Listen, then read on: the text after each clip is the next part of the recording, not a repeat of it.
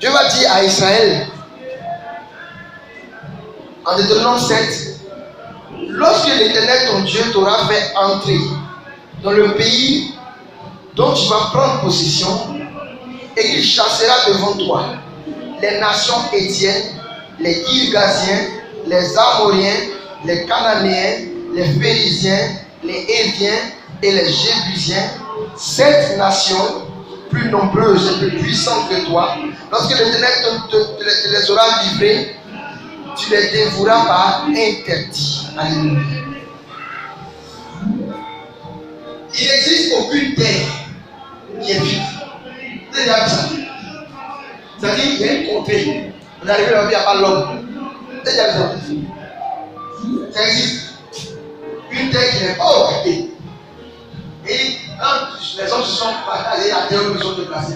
C'est-à-dire qu'on là-bas, voilà. Et là-bas, c'est la terre promise. Israël arrive. Ils sont en route. Ils vont occuper ça. Toutes les terres sont occupées. Même. Elle dit quelque chose pour cacher. Même si votre femme était occupée, c'est avec. C'est la vérité. Si elle avait le réflexe de se garder plus, elle est occupée. Hein? La choc. Et quand tu parles de choc, elle peut m'attendre. Ouais, c'est ça. Donc, Canaan a appelé Israël. C'est ça la même Canaan est là.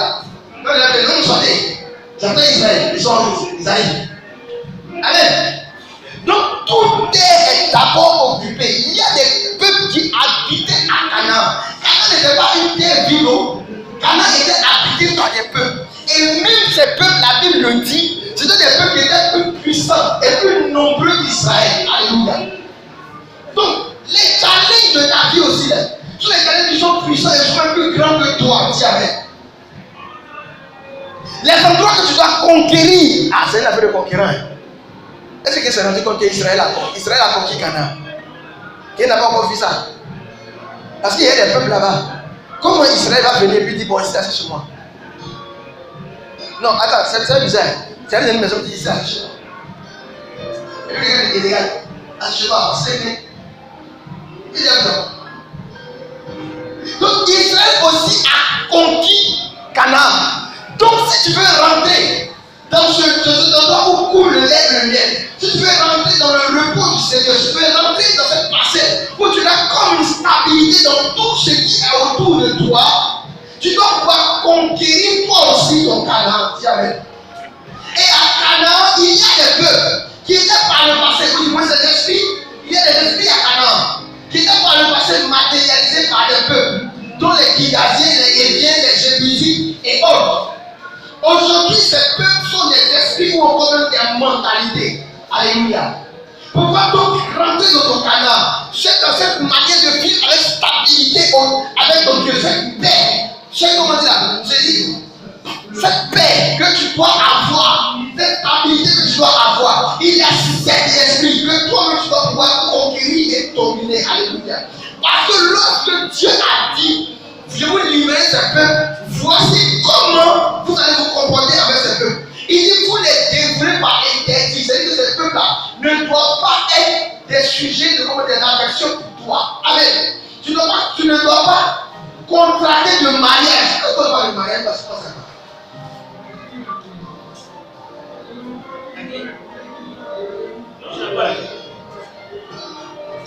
Alléluia. Tu ne dois pas contracter de mariage. Je peux pas d'alliance avec ce peuple. Ou encore, tu ne dois pas laisser ces mentalités cohabiter avec ces mentalités. Tu ne dois pas laisser un aspect de ta vie être affecté par ce type d'esprit ou ce type de mentalité. Et nous allons parcourir ces 7 peuples qui aujourd'hui sont des esprits, sont des mentalités qui agissent dans l'église. Il dit, lorsque tu posséderas, tu produiras chasser devant toi des nations telles que les Hétiens. Les Hétiens est le premier peuple qui est mentionné qui habitait à Canaan. Les Hétiens aujourd'hui se traduisent comme un esprit baptisé l'esprit de la terreur. Parce que les Hésiens étaient un peuple terrifiant. C'était un peuple de guerre. C'était un peuple qui pouvait un peu se faire peur. C'est-à-dire, quand ils sont dans ta présence, s'ils sont là, que les Hésiens sont là, tu commences à trembler. Tellement ils sont puissants, tellement ils sont grands et tellement ils sont forts. Donc les Hésiens étaient un esprit était un peuple de terreur et aujourd'hui est matérialisé par un esprit de terreur. Et cet esprit aujourd'hui se ressent dans tout ce qui est phobie. Vous savez les gens qui disent non, j'ai une phobie. J'ai une phobie. C'est quoi une phobie? Une phobie, c'est une peur. C'est une terreur. Les gens sont terrorisés par le noir. Ils sont terrorisés par l'arachnophobie. Terrorisés par une araignée. Claustrophobie. Terrorisés par les endroits clos. Et aujourd'hui, il y a toutes les formes de phobie. Il y a une phobie du pain. Hey. Phobie de pain. Qui voit le pain, il est terrifié. Comment tu dois avoir phobie de pain? Vous pensez que ça s'arrête là? Tapez sur le net, vous allez voir les types de phobies, vous serez surpris. C'est quoi toutes ces bêtises? Il y a que les phobies, par exemple, phobie de la mer. Il y a que les phobies de l'air. Phobie de tout. C'est un esprit. Si dans ta vie tu remarques qu'il y a, tu as beaucoup de phobies, ou encore il y a même une phobie qui est là. Frère, tu es habité par un type d'esprit ou encore il y a un type d'esprit autour de toi qui crée une terreur. Ce n'est pas normal que tu aies peur parce qu'il est dit que l'esprit que tu as reçu n'est pas un esprit de peur. Vous n'avez jamais entendu ça aussi. L'esprit que vous avez reçu n'est pas un esprit de peur. Vous n'avez jamais entendu ça. Donc, c'est quelle phobie? De quelle phobie tu parles? De quelle peur tu parles? De quelle peur tu parles? Amen. Ce même esprit Étienne est un esprit, comme il dit, de terreur, et aussi un esprit qui se manifeste par la dépression. Amen. Il y a des gens qui sont toujours déprimés. Dieu qui vit dans une dépression totale. Des chrétiens qui ont une dépression totale. Vivre dans la dépression, ça veut dire, regarde comment il est déprimé là. Déprimé, ça veut dire quoi? Quand tu dis je suis déprimé, qu'est-ce qui fait que je suis déprimé? C'est le blues. Ça, vraiment, c'est trop gros français. Quand on dit je déprime, c'est quoi? Hein? Il y a une situation qui s'est passée.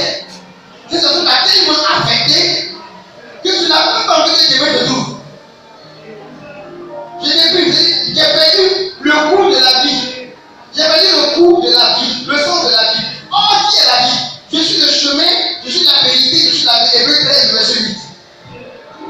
Je suis le chemin, je suis la vérité, je suis la vie. Donc tu as perdu Jésus-Christ. Et c'est l'esprit-là qui fait. Un chrétien n'est pas déprimé, dis amen. Un chrétien peut être affecté dans ses sentiments, mais un chrétien n'est pas déprimé. Les gens qui vivent dans la peur, dans la dépression, ce sont des esprits qui sont là et qui vous oppriment. Amen. C'est cet esprit Étienne qui est là et qui t'opprime, de sorte que tu restes dans une certaine terreur. Les hommes qui ont peur de réussir. Vous avez même vu ça? Alléluia. Et dans le livre de Proverbes 4, verset 23, on peut prendre ensemble. Proverbes 4, verset 23, on va voir cet esprit-là. Un de ses agissements.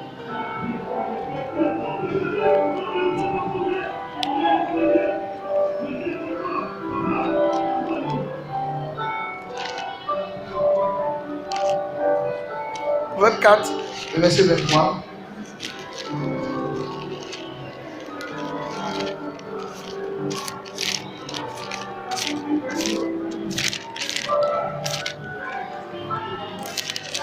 Proverbe 4, le verset 23 dit: garde ton cœur plus que toute autre chose, car de lui viennent les sources de la vie. Garde ton cœur plus que toute autre chose. L'esprit Étienne agit sur les sentiments. Il agit sur les sensations. Quand tu dis tu es déprimé, c'est où? C'est ton cœur. Quand tu as peur, qu'est-ce qui va plus vite? C'est ton cerveau. Mon cerveau va vite. Mon cerveau va vite. C'est ton cœur qui va plus vite. Donc l'esprit chrétien agit sur le cœur, sur les sensations, sur les sentiments. La peur est quelque chose qui émane du cœur. La terreur est quelque chose qui émane du cœur. La terreur n'est même pas de ton cerveau. C'est quelque chose qui émane de ton cœur. Donc l'esprit chrétien agit sur les sentiments du cœur. Amen. Et j'ai 4 points pour l'esprit chrétien. La peur d'échouer. Il disait tout à l'heure. Vous n'avez jamais remarqué que souvent vous avez peur d'échouer. C'est-à-dire, on dit il y a concours. Au lieu de te préparer simplement d'aller et de compter sur la grâce de Dieu, toi tu as peur d'échouer. Est-ce que ça va marcher? Ça, je dis c'est échouer. Ce sont les esprits. Ces esprits-là ont un seul but, t'empêcher d'être dans l'endroit où le lève, donc d'être dans le repos du Seigneur. Quand tu es dans le repos du Seigneur, tu ne crains rien. Tu te lèves le matin. Tout ce qui peut t'arriver, c'est là que tu en fait, quand tu es dans le repos du Seigneur, le verset qui dit toute chose concourt au bien de ceux qui aiment le Seigneur est ton partage. Parce que quand tu te lèves là, tu ne conçois pas l'échec, tu ne conçois pas la peur. Pourquoi? Mais tu habites dans ton Dieu. Pour que quelqu'un te touche, il faut qu'il passe dans ton Dieu là-bas. Or, il peut mettre la main dans le sein de Dieu. Donc cet esprit-là veut te pousser à sortir du sein de Dieu, puisqu'il n'y a pas de peur en Dieu. Il n'y a pas de crainte en Dieu. Il n'y a pas de frayeur et de terreur en Dieu. Or, quand tu commences à avoir cette attitude de dépression, de terreur et de crainte, tu es en train de te pousser toi-même à l'extérieur de ton Dieu. Amen. Donc, les gens qui ont peur d'échouer. Deuxième point, peur de réussir. Attends, est-ce que tu as vu ça? Ils ont peur de réussir. Regarde, une mentalité. Non, c'est un ça qui est réussi comme Dieu. Mais il a peur de réussir. Il a peur de réussir. Si on savent que j'ai réussi, ils vont me tuer. Donc, je préfère ne pas marcher cette voiture. Attends, ça existe. Des gens qui ne s'achètent pas de voitures parce qu'ils se disent qu'ils s'achètent des voitures, les gens vont les tuer. Ils disent bon, ok, je vais aller en tête, je vais aller comme ça dans mes études, mais je vais m'arrêter ici. Parce que tous ceux qui ont testé, parce que ce stade ont été décimés par la sorcellerie. Il a peur de réussir. Parce que je dis que s'il réussit, il mourra. Donc quand tu dis que tu as peur de réussir, ou quand tu mets la peur en avant, tu dis, en train de dire indirectement que ton Dieu n'est pas puissant. Alléluia. Et quand tu te dis que ton Dieu n'est pas puissant, tu es propulsé hors de ton Dieu et on peut faire de toi ce qu'on veut. On peut te dire, tu as bien fait de ne pas réussir, c'est bien. Vis dans la pauvreté. Tu vois, tu as envie. Si tu es riche, tu serais mort. Et puis maintenant, tu souffres de toutes les afflictions. Et puis tu seras le même à dire, mais on dirait que Dieu m'a abandonné. Dieu t'a abandonné comment? C'est quelle peur de réussir que tu manifestes? C'est quelle peur d'échouer que tu manifestes? Dis à quelqu'un, arrête la peur. Les phobies et même le vaut mieux mourir. Le même esprit chrétien est le même esprit qui pousse au suicide. Les gens qui aiment se suicider, c'est le même esprit qui pousse au suicide. Pourquoi? Parce qu'il agit sur les sentiments. Il agit sur les sentiments, il te pousse à la dépression. Une fois que tu arrives au stade de la dépression, si tu n'es pas rattrapé rapidement, tu peux te suicider. Mais là, ils sont suicidés. Pourquoi il m'a dit que c'était d'abord dépressif? Tu es avec qui? En pleine en plein chaud. Il est heureux comme ça, il dit bon, je suis fatigué de vivre, puis aussi. Deuxième temps, je suis très heureux. Je suis heureux, oh, je suis heureux, je suis très heureux, donc tiens-moi. Deuxième temps, c'est ce même esprit qui fait entrer d'abord la dépression. Donc, regarde bien ta vie. Lorsque la dépression est en train de monter, sache que tu es sous l'influence de l'esprit et tu dis carrément, tu t'arrêtes au nom de Jésus-Christ. Je ne suis point dépressif. Je ne suis point dépressif. Quand je l'écoutais un de mes dénonciers, il disait, regarde, il m'a dit une phrase, c'est-à-dire qu'il prêchait. Même pas moi, il a dit, mais la phrase est restée gravée dans mon cœur jusqu'à aujourd'hui. Il dit, ta joie et ta tristesse ne dépendent pas de si tu as une, ils sont pas à l'école, une bonne note ou pas, si tu as péché contre Dieu ou pas. Il dit ta joie et ton bonheur, ta joie ou le malheur dépend de ce que ton Dieu pense de toi. Au final. Les gens qui sont dépressifs parce qu'une fille les a laissés. C'est vrai, c'est normal, c'est humain, ça agit sur le cœur. Hein? Les gens qui vont jusqu'à se suicider parce qu'une fille ou bien un garçon les a laissés. C'est normal que les gens voltigent dans les immeubles maintenant. C'est normal. Les gens voltigent dans les immeubles. Alléluia. Donc, c'est ce même esprit chrétien qui pousse le suicide. Donc, quand tu commences à avoir ces alertes, si tu as l'impression que tu es rempli de peur, tu peux arriver à un moment où tu marches, tu as l'impression que les gens te suivent. Il y a comme une peur qui t'habite. Ça ne m'arrive rien. Moi, ça m'est déjà arrivé plusieurs fois. Je marche, il y a personne qui me suit. Je me retourne, il n'y a personne. Tu as une pièce, c'est que je ne suis pas seul. Tu as une pièce, c'est que je ne suis pas seul. Tu sens qu'il y a quelqu'un qui est là. Vous avez un bruit bizarre. Mais tu sens qu'il y a quelqu'un. Pour moi, je sens qu'il y a quelqu'un. La chose, c'est pas les bruits. Quand je dis que je ne suis pas seul, c'est. Ici, là. Vous me voyez physiquement, je suis là. Et il y a des collègues aussi qui sont là. Sauf qu'ils sont esprits, ils n'ont pas les chairs. Donc, ils sont présents. Amen. Donc, cet esprit peut venir et venir comme un esprit de peur. Ça vient t'habiter d'abord. Regardez. Il y a une fille qui ne dort plus à la même chose dans le noir. Pas dans le noir, pas possible. C'est pas possible de ne pas dormir dans le noir. C'est une phobie aussi.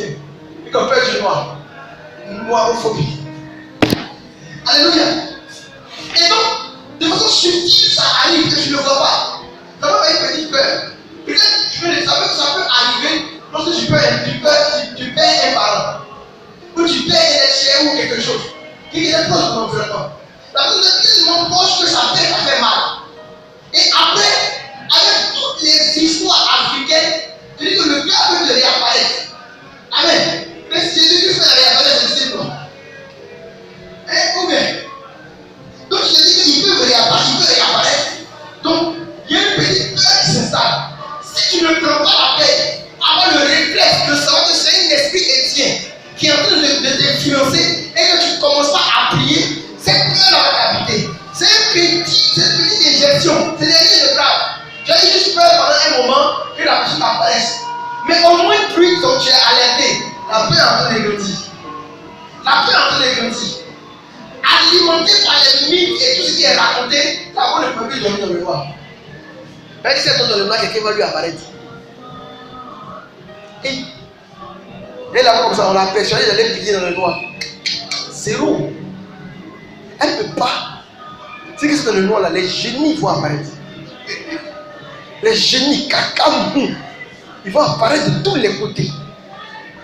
Vous comprenez? C'est un esprit. Et ce même esprit va d'abord mettre la peur.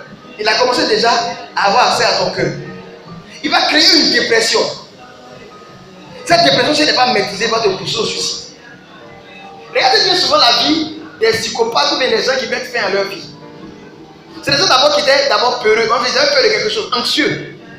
Ils sont quelque part, ils sont comme, je dis, ils sont suivis. Ils ont peur de tout. Ils sont enfermés. Le monde ne m'aime pas. Je suis dépressif. Les gens vivent sur moi. Aucun amour. Tout ce qui est fait, personne ne me reconnaît. Et puis, un matin, ça ne sert à rien de vivre. Il me fait à ses jours. Le fondateur, je l'ai la dernière fois. Nous ne sommes pas encore. Il y a des types d'esprit, ou du moins il y a des types de challenge ou de pression que nous n'avons pas encore subi. Donc ne nous moquons pas des prêtres. Ou nous passons notre temps à critiquer les prêtres. Tu ne sais pas c'est quel esprit, c'est quelle pression il a subi.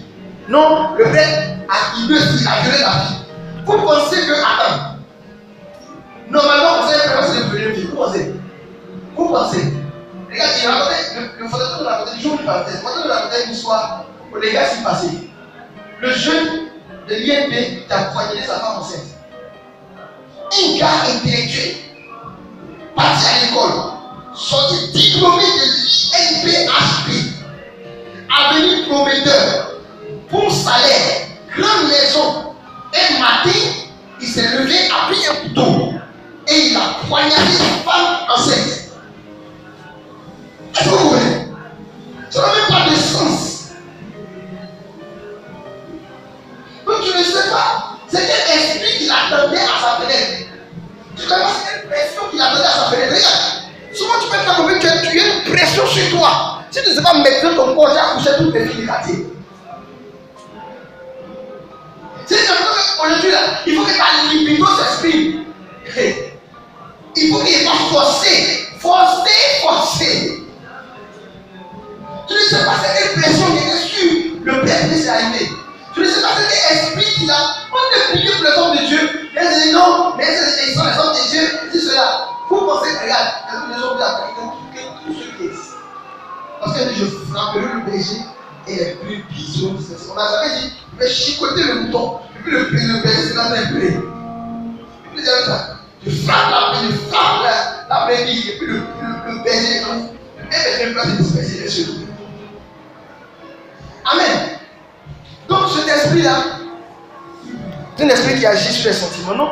Lorsque tu commences à voir que la peur commence à t'habiter, tu commences à être habité par les sentiments de peur.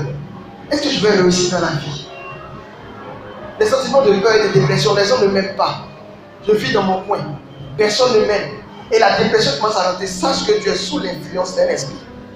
Et lève-toi dans la prière et chasse cet esprit. Parce que l'esprit que tu as reçu n'est pas un esprit de peur. Et cette parole en toi, je n'ai pas un esprit de peur en moi, ni un esprit de timidité. Je ne suis point timide. Toi, esprit ancien, éloigne-toi de ma vie. Alléluia. Amen. Le deuxième peuple, ce sont les Girgasiens. Les Girgasiens sont aussi appelés les habitants de l'argile. Les Girgasiens sont appelés aussi les habitants de l'argile. Amen.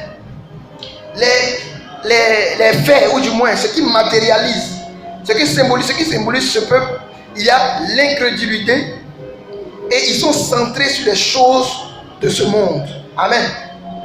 Ce type d'esprit vont vous pousser à votre analyse sur les choses, sur le pour et le contre. Ce que votre intelligence est capable de concevoir. Amen. Les Girgasiens, c'est ce type d'esprit qui t'amène à penser face à la situation, quel est le pour et quel est le contre. C'est ce type d'esprit qui t'amène à enlever Dieu dans tes réflexions. C'est un esprit qui te pousse à considérer ton intelligence. Je pense que face à cette situation, voici ce qui serait intéressant de faire. Aucun réflexe a dit, pendant cette situation en prière, demandons au Seigneur qu'est-ce qui serait intéressant de faire. Une situation peut être normale à tes yeux. Facile, la solution peut être là, mais ce n'est pas la solution que Dieu veut. Amen. Regarde, Dieu te dit, va à Cocody. Va à Cocody. La solution normale pour la Cocody, c'est de prendre un véhicule. Et puis Dieu te dit, il faut marcher. Dans ton intelligence, tu te dirais, je vais à Cocody, il faut que je prenne le véhicule. C'est l'intelligence. Ce que ton imagination, ton esprit ne conçoit, c'est normal. Mais ça, c'est ce qui est normal pour Dieu. Vous comprenez? Donc, cet esprit te pousse vers tout ce qui est en toi. Ma capacité à réfléchir. Dans cette situation, quel est le pour et le contre? Je n'ai pas besoin de l'intervention de Dieu. C'est tout. On n'a pas besoin de Dieu dans cette situation. On est maintenant, on est parti à l'école. On sait. On est trop intelligent. On peut réfléchir. On peut trouver la solution. On peut de nous-mêmes nous en sortir. Lorsque tu commences à réfléchir ainsi, il faut savoir que tu es sous l'influence de cet esprit. Qui te pousse à valoriser qui tu es au détriment de ton Dieu. Je suis trop intelligent. C'est normal de dire que je suis intelligent. Je sais, moi je sais que je suis intelligent. C'est normal. C'est normal de s'auto-encenser. D'après un fond d'eau. Il dit, je vous une parenthèse, il dit un jour au lycée, les idolâtres, ça commence souvent à l'école. Il y a un prêtre qui faisait la messe, et puis il a demandé, vous êtes des scientifiques, oui, nous sommes scientifiques. Vous êtes intelligents, très intelligents. Le gars non, oui, ok, qui a donné 17? Qui a donné 20? Il dit ok. Qui qui a toutes ses notes, ses feuilles, depuis que l'année a commencé? Ok. Qui a ses meilleures notes qu'il a mis à côté? C'est normal, on le certifie. Ok. Et qui est arrivé, et puis il a pris ses notes, il a mis sur une table, et puis il a pris le s'asseoir. Dieu 20, Dieu 17, Dieu 30, Dieu 15. Qui a fait ça? Lui ne fait pas ça. Vous ne faites pas ça. C'est normal.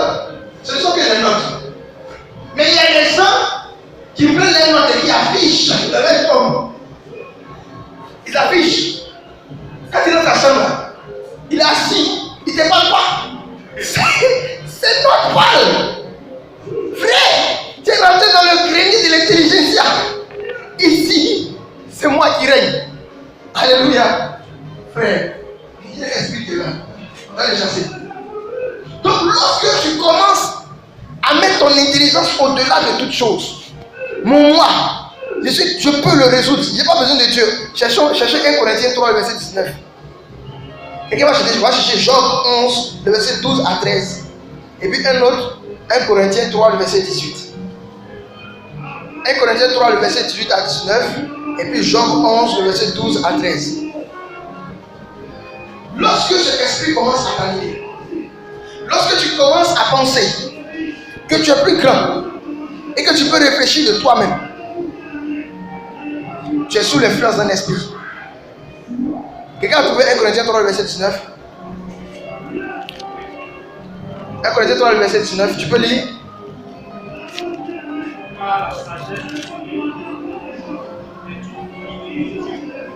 Aussi est-il écrit, il prend les sages dans leur rue. 1 Corinthiens 3, le verset 19, c'est ça? D'accord? Je regarde dans ma version.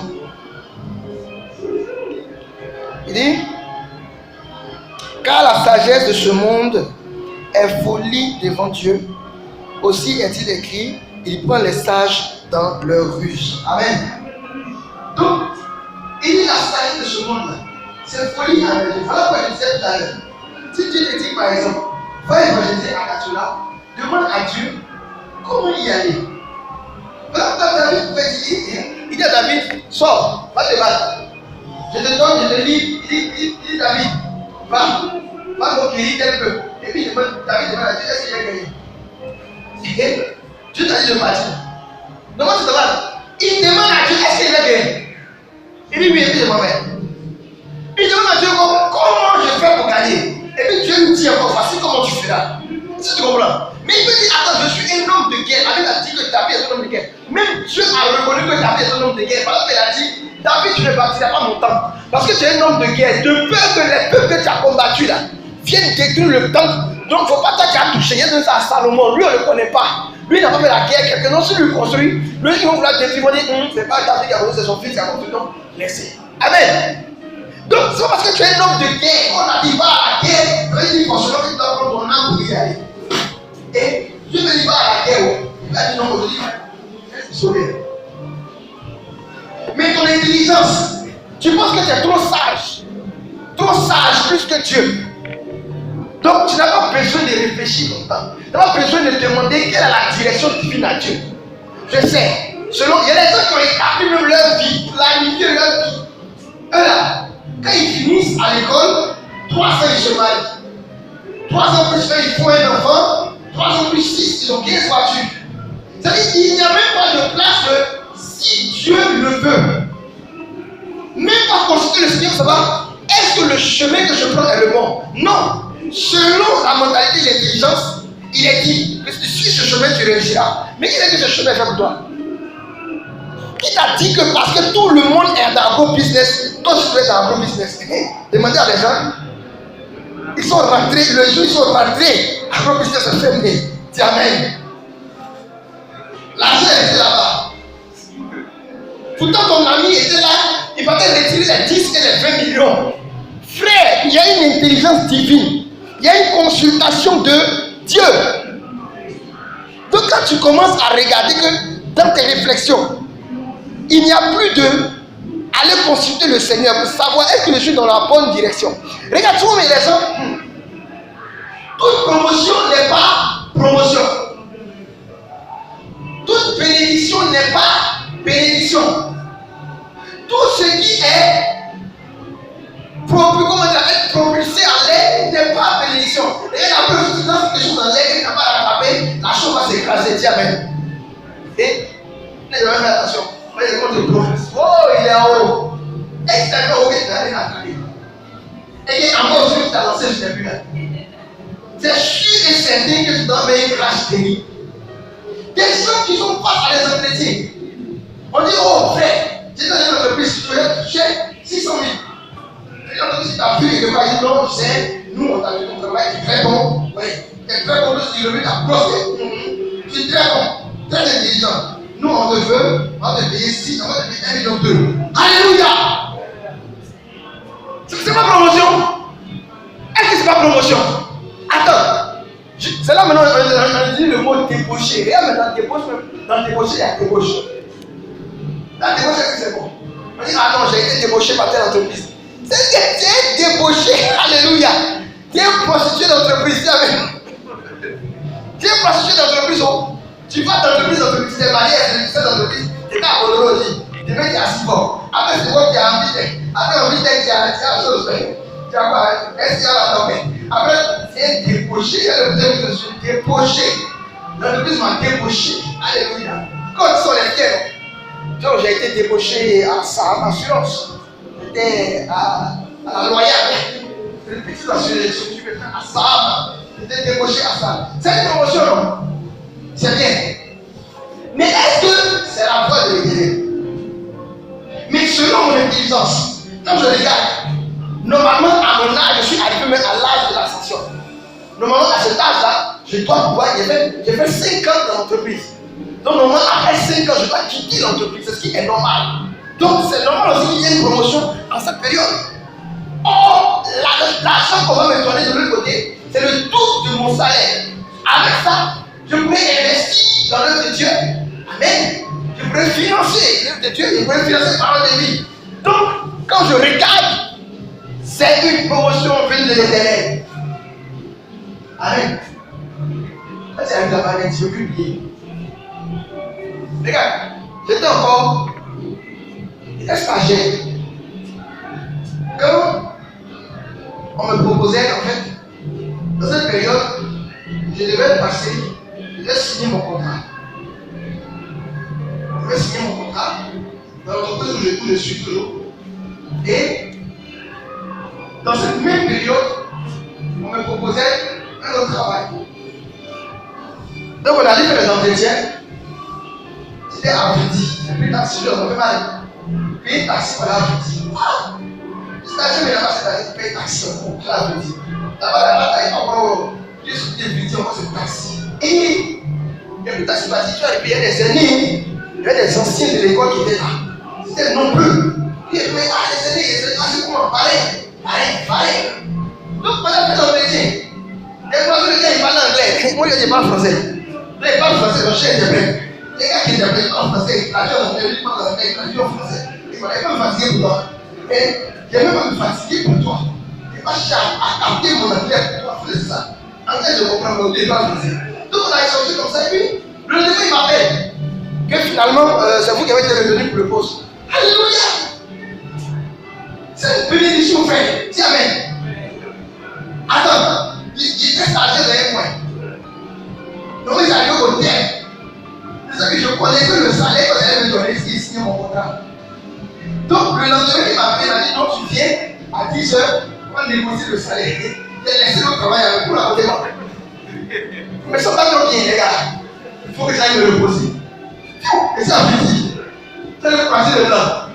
Causer, c'était le double de ce que j'allais signer. Je n'avais pas quoi signer le côté. C'était le double qu'il me proposait. Et frère, le Seigneur vient de me bénir.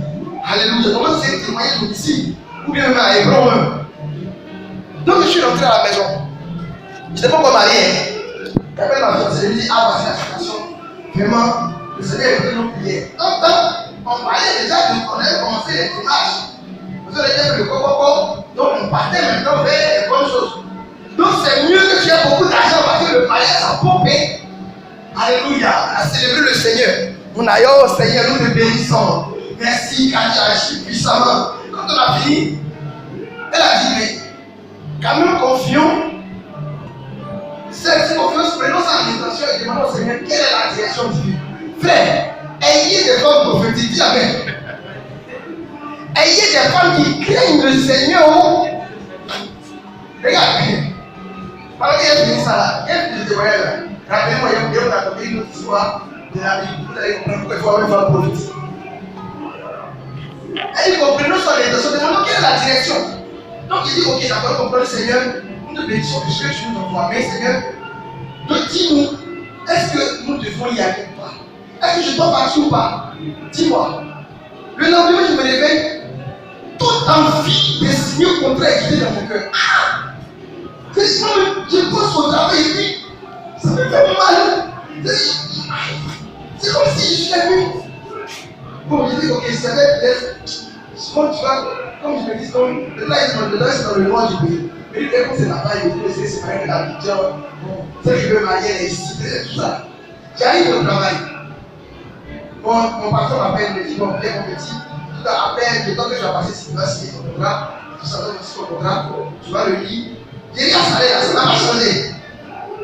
Il n'est pas mis ici, prend dessus. On me prend le tout de l'autre côté, et je fous de mon bras. On me le tout de l'autre côté. On me donne le salaire qui est à moitié de ce qu'on me propose de l'autre côté. Et je dois signer. Mais je prends le truc, je suis là. J'ai envie de signer. L'autre m'appelle. Alors, lui, il me prend le contrat, j'ai dit, j'allais réfléchir. Tu as signé, on va commencer.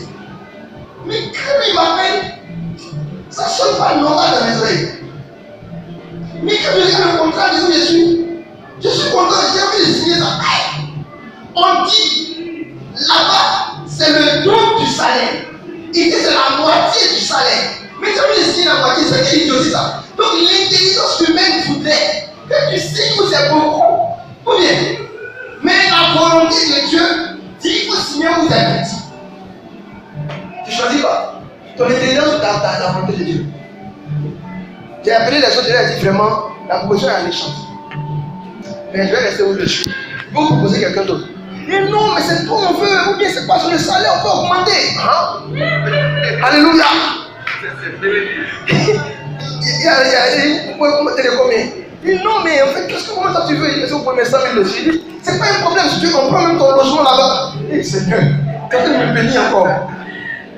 Mais quand j'ai rapproché, le même sentiment est là. Je ne sens pas. Il y a quelque chose que je ne perçois pas dans l'autre contrat.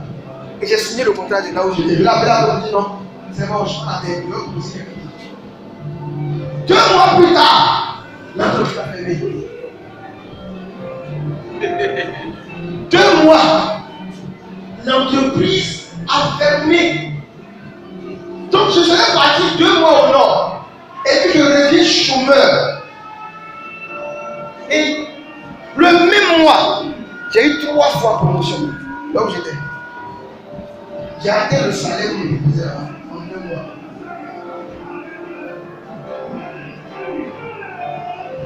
Donc quand tu commences à penser non, c'est raisonnement. Je pense que selon mon intelligence, les Grugasiens sont là. Il y a un esprit Grugasien qui est là. Et il a été influencé pour dire mon frère, tu es intelligent. Tu peux, est-ce que tu as besoin de ça là? Pour ça là aussi, tu as besoin d'aller faire payer. Pour aller attendre. On dit tu vas aller en France. Est-ce que tu as besoin d'aller? La France est un pays de développement. C'est un pays développé. C'est un pays de haute classe. Tu vas voir la tour Eiffel, frère. Et un de mes amis, j'ai raconté beaucoup cette histoire. Un de mes amis, berger. Quand la fille de l'école, il a été embauché à Schloum Berger. Le salaire minimum, c'est 1 million. Minimum, je ne parle pas de sur les stagiaires, 1 million. À Schloum Berger. Moi, il est postulé à Schloum Berger. Et ça, j'ai en phase finale de recrutement. On était 3. Il dit aujourd'hui, là, moi, je suis personne au pays. Nous tous, on a 1 million de salaires là ici. On va prendre tu as. Ils ont fini d'appeler tout le monde sauf moi. Le Seigneur m'a abandonné, frère. Et toute l'onction sur moi, j'ai échoué en phase finale. Non, c'est pas normal. Ça, c'est le diable qui a volé dans la café. C'est un sorcier du village qui a volé. Quel sorcier? Le frère a quitté la Côte d'Ivoire en 2007. Il n'est pas parvenu. Il a encore retourné dans le pays. Il a dit, il pleut et il ne vient pas du Indien. Il n'y a pas de travail ici. Il ne fait pas plus de 2 mois dans ce pays. On va commencer avec ça, c'est la possibilité. Il donne les Manhattan Suites, les grands hôtels. Je ne sais pas. Il a l'argent souvent, c'est la vérité. Il n'y a pas de femme dans sa vie. Tout le monde est marié, l'enfant arrive, jamais. Il était berger. Aujourd'hui, là, tu dois micro, il ne peut pas prêcher. Il ne peut pas. Verset a disparu. Il n'a pas le temps de dire à sa soeur pour lui. Il m'a dit, regarde, j'ai été aux Philippines. Je n'ai pas vu le pays que je suis parti. Quand ils ont donné de l'avion, il y avait pris l'avion, un aéronef. Quand ils ont donné de l'avion, ils sont montés dans l'aéronef, ils étaient sur plateforme. Il a fait 1 mois, donc il est revenu à l'aéroport, il est remonté dans l'avion, ils sont au Kazakhstan. Il n'a pas pu un supermarché, il n'a pas vu. Nous, les ici, il a venu. On a causé dans le Philippines. Il a veille pour aller faire. Pour aller. Après, ils sont arrivés dans le pays aéronef. Ils sont arrivés sur le bateau. Là, je suis travaillé avec cette étoile. Ils sont faire le bateau d'abord est accosté. La nuit, on voit l'entreprise paye des prostituées.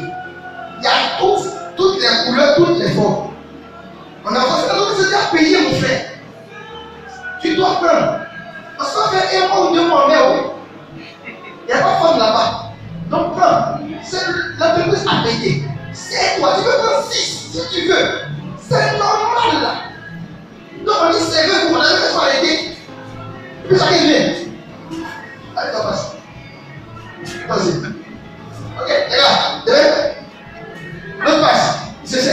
Ça ne finit pas. C'est là. Tu fais ce que tu veux. Matin, c'est bon. On peut aller. Allez, les bateaux. C'est bon? Oui, je suis content, ils ont. Il est dans ça, là, tu as prêché quel évangile tu fais. Tu prêches, est-ce que les gens même t'écoutent? Est-ce que les gens peuvent t'écouter? Tout le référentiel, c'est femmes, alcool, l'argent, point. Il n'y a pas de Dieu dedans. Le frère souffle. Nous, on est ici, on est dit, et Dieu l'a béni. Le frère souffle là-bas. Donc, toute promotion n'est pas promotion. C'était un frère qui avait un dangereux cas de délivrance. Vous voyez, délivrance c'est où? Délivrance c'est où? Le diable peut souvent vous attirer dans les pièges, vous éloigner, de sorte que les gens ne sont pas venus. Vous avez entendu les dire, vous savez ma fille pour que je sois basé en France. Il y a tout le monde qui dit, la France me doit 500 000. J'ai payé ma chambre étudiant, j'ai envoyé 500 000. Tout était prêt que je sois parti. J'ai la décision de partir. Tous ceux qui aujourd'hui sont venus à la vision. Je pense que vous savez, tu devais les croiser une fois, dis amen. Si c'est le pays là, il a dit mon fils, ne t'inquiète même pas. Tu visiteras les nations que toi tu en auras marre. Tu dis non, pardon, laisse mon corps, je vais prêcher ici. Il va dire amen de quelqu'un. Pourquoi il s'allume? C'est mon Dieu qui m'a dit. Pourquoi il s'allume? C'est mon Dieu qui m'a dit. Lorsque la saison arrivera, nous disons, mais notre tati, on a été le foie. On veut le foie où? Tati, pardon. Nous, on a fait exprès. Il n'y a pas une consultation, on a créé une consultation. Viens, et on dit non. Et si quelque part on m'a dit, dis amen. Et là-bas, c'est sûr que j'irai au Kazakhstan, dis amen. Maintenant, c'est pas sûr qu'après le Kazakhstan, je reviens en Côte d'Ivoire. Parce qu'il y a l'Éthiopie qui m'attend, dis amen. Alléluia. Amen. Le second esprit que nous allons prendre, après vous pouvez lire Jean 11, verset 12 à 13. Le troisième peuple, je pense qu'on va terminer aujourd'hui. On va faire une pause et puis la prochaine fois on va terminer. Le troisième peuple, c'est les Amoriens. Les Amoriens sont aussi appelés les montagnards. Amen. Le troisième peuple, c'est les Amoriens. Ils sont aussi appelés les montagnards. C'est un type d'esprit qui vous pousse à être obsédé par la renommée terrestre, la gloire et la domination. C'est un genre d'esprit qui vous pousse à être obsédé par la renommée terrestre, la gloire et la domination. Ils sont caractérisés par 3 attitudes. Les gens qui aiment les honneurs, Deuxième, les orgueilleux. Troisième, le matif. Alléluia. Devant Philippiens 2, le verset 3. Philippiens 2, le verset 3. Merci, Jésus. Merci, Jésus. Merci. Gloire à toi. Honneur et gloire à ton nom, Saint-Esprit. Honneur et gloire à ton nom, Saint-Esprit. Merci pour cette profondeur de révélation que tu nous donnes. Merci pour cette profondeur dans les Écritures que tu nous donnes. À savoir que c'est par toi que nous avons cette connaissance de ta parole. Merci. Merci, Saint-Esprit. Philippiens 2, le verset 3. Quelqu'un là? On peut lire. Ne fais rien par esprit de parti ou par vaine gloire. Regarde, cet esprit-là, on dit pas qu'il te pousse à être obsédé par la gloire, la renommée. Il y a des gens aujourd'hui dans l'église, même qu'ils font offrande. C'est parce qu'ils aiment Dieu, mais c'est parce qu'on les voit. Il veut payer sa dîme, il ne veut pas payer en catimini. Il va prendre la dîme depuis le fond de l'église, soulever comme ça, et puis marche. Ça dit, il n'y a pas fait, je vais payer ma dîme. Je vais payer ma dîme, il marche comme ça, il dit, non, mais comme ça. Et puis il y a la musique là-bas, on dit même, attends, on dit, ne faites rien par esprit de parti ou par une gloire. Esprit de parti, c'est quoi? Quand tu prends parti, c'est que tu prends parti. C'est pour quelque chose. On dit qu'il faut pas faire quelque chose pour être pour quelque chose. Il ne faut pas faire les choses pour avoir une vaine gloire. Il faut bien préciser vaine gloire. Parce que ça ne sert à rien même d'avoir fait gloire. Quand tu commences à voir et à agir dans l'église, même dans le monde, pour que les gens t'admirent, tu es influencé par un petit esprit qu'on appelle abonné. Il y a des gens aujourd'hui dans l'église, il veut ramasser chaises, on est d'accord. Mais ramasser chaises, il veut qu'on dise, non, c'est lui là qui ramasse les chaises. Fais mon frère, que Dieu te bénisse. Tu n'as pas besoin de la bénédiction des hommes. Tu n'as pas besoin de la bénédiction. Il y a tous les honneurs. Qu'ils arrivent, par exemple, comment Dieu peut être frustré parce qu'il est passé à la première place. Quand je parlais des terrains dans là-bas, c'est nous les fils du berger Richard. Et quand le berger Richard est là, on est là. Les gens au début, c'est nous tauliers même dans le ministère. Il y a des personnes qui ont pu approcher les gens, on peut plus autour d'eux. Quand tu veux venir rester là, il faut pousser, sinon on va faire il faut pousser cela. On ne fait rien par vaine gloire. Si tu fais une offrande par vaine gloire, bon, je me suis rappelé ce que je vais vous raconter là, avec la femme de Dieu. Rappelez-moi, faites pause ici, je le dis. Regardez, il y a une histoire dans le livre des rois qui parle d'une femme appelée la Shunamite. Vous connaissez la Shunamite? La femme de Shunem. La Bible dit, regarde, parlez, vous n'êtes pas encore marié. Vous choisissez votre chien. Vous n'allez pas souvent à côté. C'est vrai, j'ai dit ça hier. Dieu ne va jamais t'épouser une vieille femme. Hein? Dieu ne va jamais t'épouser une vieille femme. Parce que ce n'est pas lui qui a fait les bisous à ta place. C'est la vérité. C'est la vérité. Dieu ne fera pas bisous à ta femme. C'est toi qui sont faire bisous à ta femme. Donc il bouge. C'est là où il sait qu'on ne fait pas bisous sur les gens qui sont fidèles. Il va t'envoyer une jolie femme. Faites jamais. Il va t'envoyer un joli mari. Faites jamais. Amen. Mais il ne faut pas regarder à côté pour aller te marier. Ils sont mariés à cause de mollet. Joli mollet. Elle a trop de jolis mollets. Ça va être des mollets. Aujourd'hui là. C'est le même mollet là. Il dit amen. La femme Shunamite était assise. Ça veut dire que c'est une femme qui ne manquait de rien. On l'appelait femme de condition. D'une haute condition. C'est une qui avait l'argent. C'est une femme respectable à Shunem. La veille qu'elle était arrêtée sur son balcon. Et puis elle voyait chaque jour un gars passer. On lui a dit que lui là c'est l'homme de Dieu. Elle le voyait passer haut. C'est sûr que si elle habitait à Shunem et qu'on disait que c'est une femme de condition, il dit les gens, la Bible parle sur son maillot. C'est-à-dire qu'un gars qui est riche qui habite dans un quartier pauvre. Et il y a ça. Les riches en train de tout ça pour dire. Il faut espérer. Quelqu'un a acheté pas le il va trop choisir pour il va rapporter dans la CRL.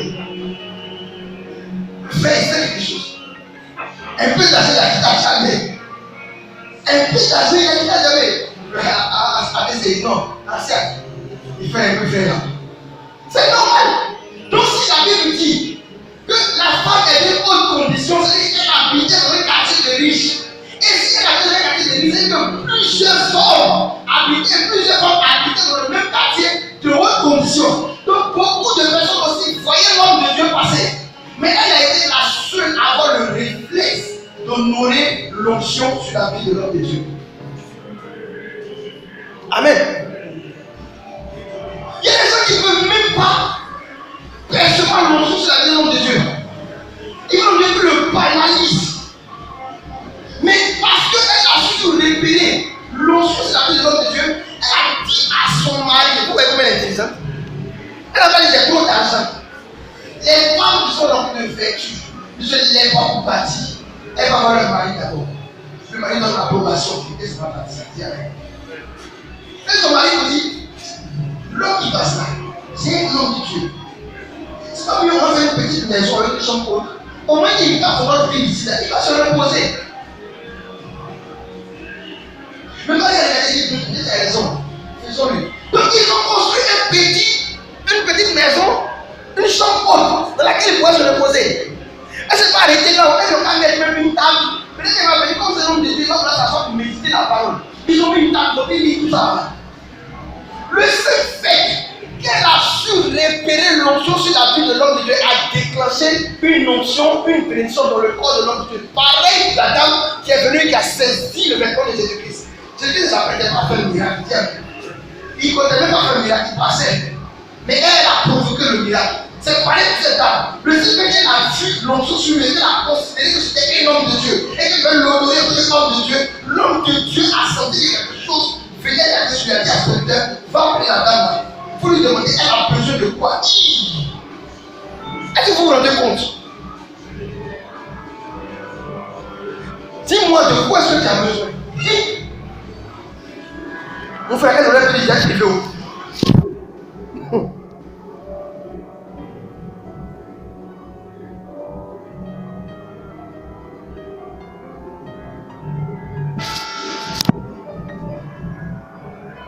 Elle aurait pu dire privé. Donc, vous voyez que la femme qui a su repérer l'onction sur la vie de l'homme de Dieu a attiré la bénédiction dans la maison. Il a dit, mais qu'est-ce que tu dis? Elle a tout. Il dit non. Ce gars-là, non, elle n'a pas d'enfant. Il dit, ok.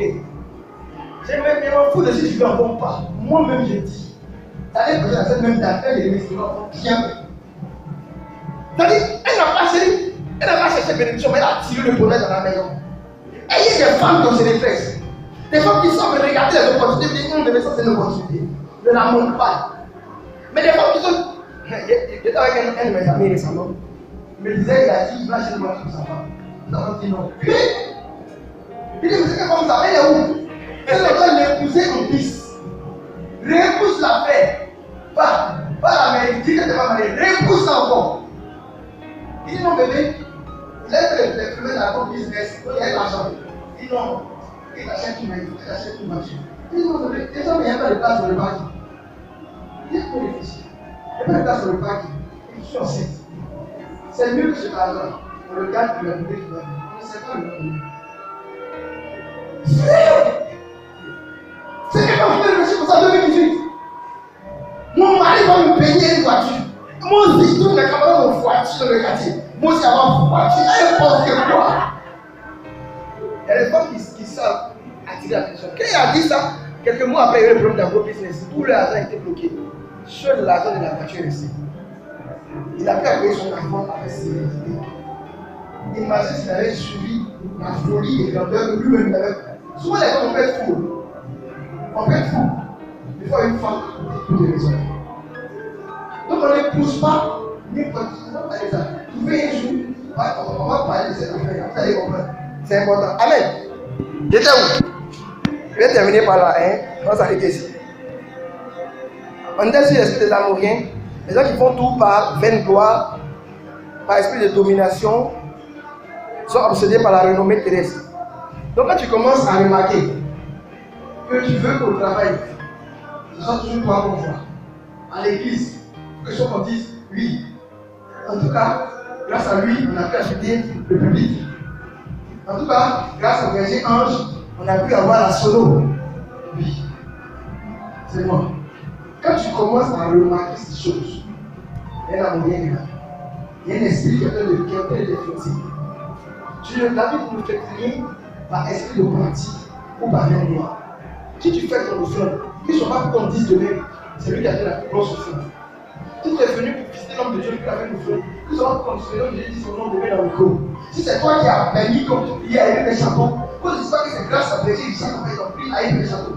Si c'est toi qui fais qu'il y a toute la logistique qui fait les dons, qu'on ne sache pas que tu n'actives pas la gloire sur toi, ni les regards, le marquis vu. Oh, vous dites que c'est rentré dans l'église. Ou les gens font un concours dans l'église. Il faut que j'ai la plus grosse offrande. Ou il faut que ce nom de la grosse partie dans l'église. Non, c'est que Dieu nous a bénis. Des gens ont limité la vérité. Regarde, je parlais avec quelqu'un il n'y a pas longtemps. Je disais, il y a une qui s'en disait pas sur quoi. La me disait, il disait à quelqu'un, ah, il y a une personne qui a une voiture maintenant. Puis elle me dit, ah, la bénédiction de l'Éternel. En quoi est-ce que c'est la bénédiction de l'Éternel? En quoi est-ce que c'est la bénédiction de l'Éternel? Est-ce qu'avant une voiture, c'est quelque chose à bénir? C'est-à-dire qu'on doit limiter la bénédiction de l'Éternel à une voiture. Mais est-ce que maintenant, le mec même qui a la voiture, il ne veut pas payer les pneus? Il ne connaît même pas les heures de mécanique, ça c'est deux. Deux, il est nouveau conducteur. La voiture ne lui appartenait pas, il n'a pas acheté, on lui a donné, il a hérité de par son père. Bon, est-ce que maintenant tout ça, ça devient accident? Là, c'est plus la bénédiction de l'Éternel, c'est le piège de l'ennemi. Le piège de Satan pour finir sa vie. Amen. Donc j'ai été choqué quand il a dit, ah, la bénédiction de l'Éternel, donc aujourd'hui, c'est comme ça que tu es béni quand tu vois une grosse voiture. Quand tu as une grosse maison. Donc ça dit que nos pères dans le désert n'étaient pas bénis. Cet endroit de partout n'était pas béni. Patentio n'était pas béni. Regardez encore. Cet endroit d'Assis, là lui-même n'a jamais été béni. Parce que lui, il a épousé dans la pauvreté. Donc lui, il n'était jamais béni. C'est ça, non? Amen. Arrêtons de limiter la bénédiction aux choses matérielles. Amen. Donc quand tu regardes et tu as l'impression que tout ce que tu fais, c'est pour qu'il y ait comme des autres qui t'admirent. Souvent tu peux ne même pas souvent percevoir, mais tu fais pour qu'on t'admire. Quand tu commences, il disait toujours, il vous dit toujours, ne venez pas prier à cause de Jésus. Venez parce que vous avez le Seigneur. Ne venez pas prier parce que vous avez un poste. Parce que les gens m'ont dit, ah, en tout cas c'est Nicolas qui gère la logistique, donc il faut qu'il soit là. Non. Quand tu commences à agir, pour qu'on te voit, les gens ont dit qu'ils sont autour des hommes de Dieu, qu'on les voit. J'ai déjà vu ça plein de fois. C'est nous, on a côté de Nadi. C'est nous, on est. Quand on dit que ça va prêcher, c'est nous ici. Il faut qu'on me voit, c'est moi. Je suis un homme de Dieu. C'est ça qui fait, l'homme de Dieu n'a même plus de fille. Il veut me respirer, il veut terminer d'être même dans cette arène pour lui. Amen. Donc ne fais rien par esprit de bâti ou par faire gloire. Non. Même dans ta famille, il m'a appris des choses qu'on dit, oui, c'est grâce à lui que cette personne devient ici. Mais que toujours, lorsqu'on parle de Dieu, on est le réflexe de dire que cela, son Dieu. Son Dieu est grand. Amen. Parce que, avant, on ne pourra pas terminer les 7 esprits. Ça demande que la semaine prochaine, on va continuer à tenir des cours. Tu vas prendre, déjà on a touché 3 types d'esprits, 3 types de peuples. Tu vas prier, tu vas prendre cette première intention. Et tu vas demander à tout esprit de peur qui peut vouloir t'habiter ou peut-être même qui t'habite actuellement. Tout esprit de dépression qui te fait croire que tu es rabaissé par rapport aux autres, tu n'es pas comme les autres, donc tu ne peux pas avoir certaines choses, donc qui te conduit à une forme de retrait où tu te mets sur ton endroit, tu dis non, je ne suis pas normal comme les autres, ou du moins les gens ils ont tout, moi je n'ai rien. Tu vas prier contre cela, tu vas demander à ces choses de te quitter. Tu vas demander à tout esprit hésien de ne plus jamais agir sur ta vie, même avant de prier. Rebo Shabarandi Gedebosa. Ramayon,